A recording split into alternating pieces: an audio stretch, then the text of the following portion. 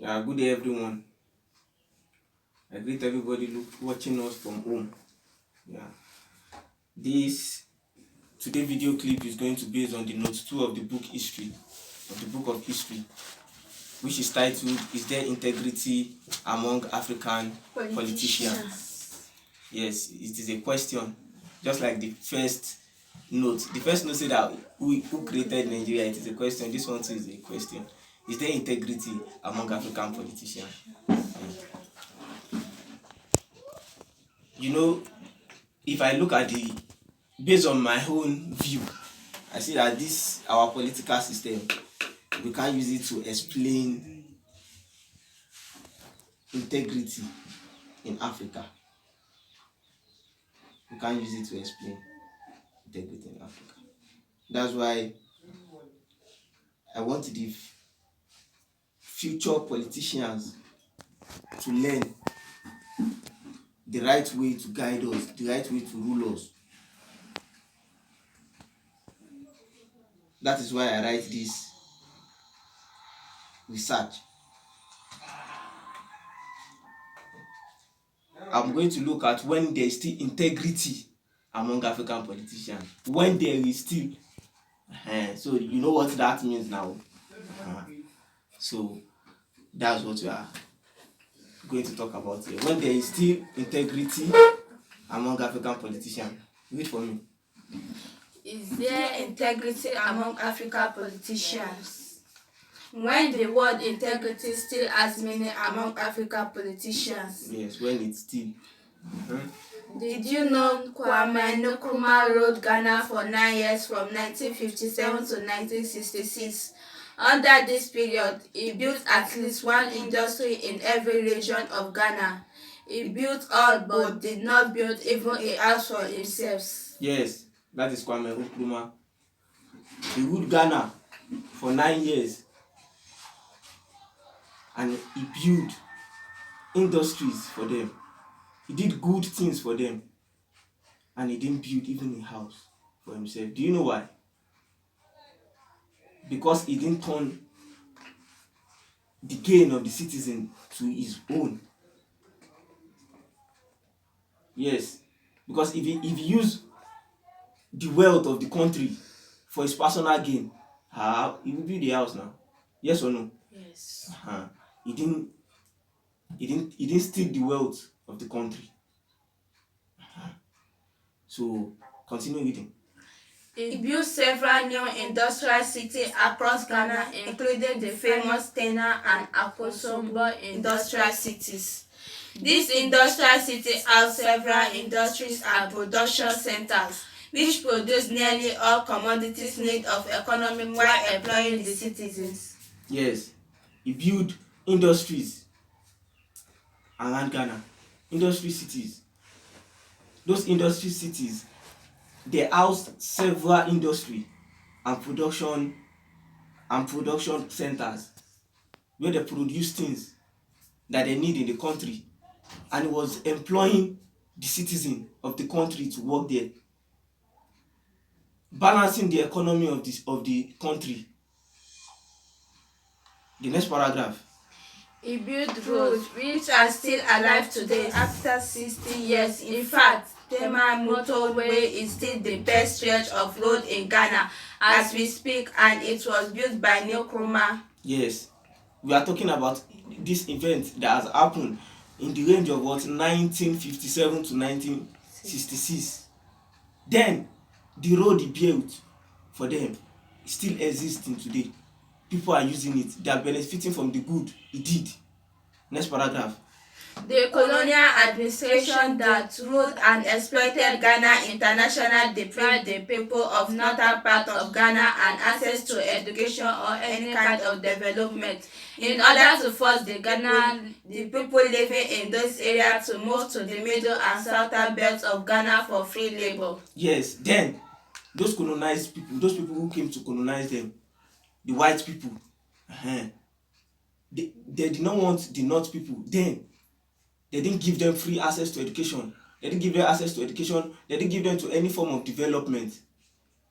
Do you know why? So that people there will live there and go to the south to look for jobs, look for labours to work for them. So they deny them all these good stuffs, so that them they will be the slave then. You understand? Then the southern people will be the people living well. Next paragraph. This was a strategy to divide the country so to create enemies among the local in order that they cannot see themselves as people of equal in order not to unite to fight the colonial exploitation. Knowing this, Kwame Nkrumah opened up free education to those in the northern belt of Ghana who have suffered such as a great discrimination and exploitation to help them recover when he assumed office as a president. Yes, you see that tragedy that they did not give the northern people good development. They give it only to the what? To the south. They give it only to the south. You see this tragedy is just so that the people of the country will unite to fight them, to fight those colonial masters, so that they won't fight them. You know, when they can't, all of them are not thinking right. You know now, there's only few people that know the good, that have the knowledge, that are well enlightened, that know that okay, what you people are doing for us is not best for us. So Kwame Nkrumah, he gave them free education to prevent what the colonial masters have designed for them. He changed their system. He wants everybody to live better life. You understand now? The next paragraph. Again, Kwame Nkrumah built a gigantic African line hostel and dedicated this building to serve as a free housing for all African freedom fighters who seek safety in Ghana. Today, this building has been converted and it is being used as the Ministry of Foreign Affairs and Regional Integration of Ghana. Yes, this is another good that he did. When he was there, he built a what? A gigantic house. An African line hostel, where people, African fighters, freedom fighters from different places can come whenever they come to Ghana, so that they will have where to rest, where to sleep. The building is still existing today. They say that it is used for what? As Minister of Foreign Affairs and Regional Integration of Ghana. Yes. Next paragraph. Nkrumah did all this and so many others for Ghana and Africa at large without building a single structure or house for himself, either in Ghana or abroad. His only house is the 6 feet land on which was built in his honor, yet he built so much for many generations to enjoy. Yes. We are still talking about what the things, the good that Kwame Nkrumah did for Ghana.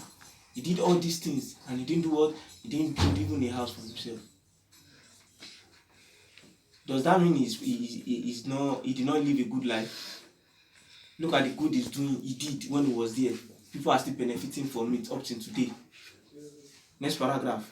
The today politicians run the state and make losses. They leave huge debts for today and future generations, while at the same time profitably running their private business and declaring gains for their families. Yes. Look at Kwame Nkrumah there. Look at how he live his life for the people. He live his life for the people. But the today politicians, what did they do? They run the state and make losses. They leave huge debt for today's and future generations. And why at the same time they are doing what? They are profiting, running their private businesses and declaring wins for their family. You people fear God. Next paragraph. According to MOP ideology, our politicians are controlled by foreign interests or foreign nations through multinational corporations, and we must wage war against discrimination and corruption. Yes, according to MOP ideology, the movement of the people, MOP, they are an organization fighting for Africa. So according to MOP ideology, what did he tell us?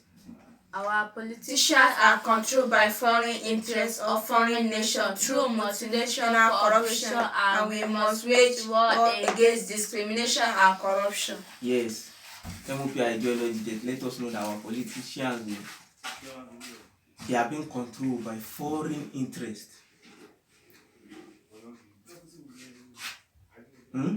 By foreign interests. Foreign nations are controlling them. They are not the one deciding now. You know, look at us, we have to rely on dollar. Look at us. When Gaddafi would have saved us. So our politicians are being controlled by foreign interest or foreign nation through what? Multinational corruption. It is multinational corruption. The people who colonize us, they have designed us so that they'll just come here to extract our things. So why will our politicians join them in support to do all this kind of stuff? If they didn't give us the right education, if the system they give us is not good, why can't you just let's come up with our own system?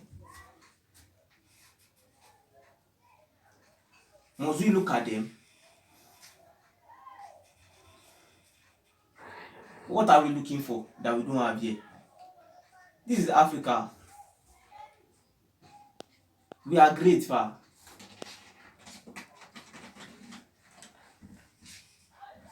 Next paragraph.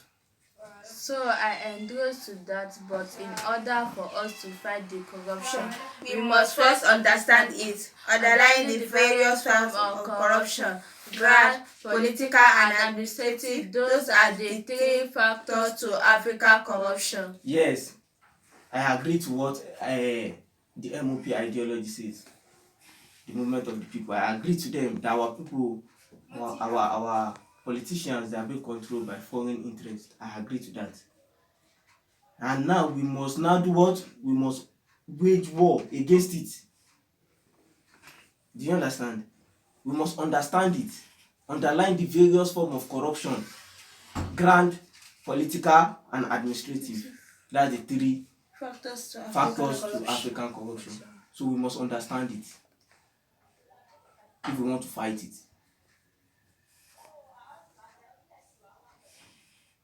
We must understand it in order for us to fight it. I read the book, Leaders That Can Rescue Nigeria.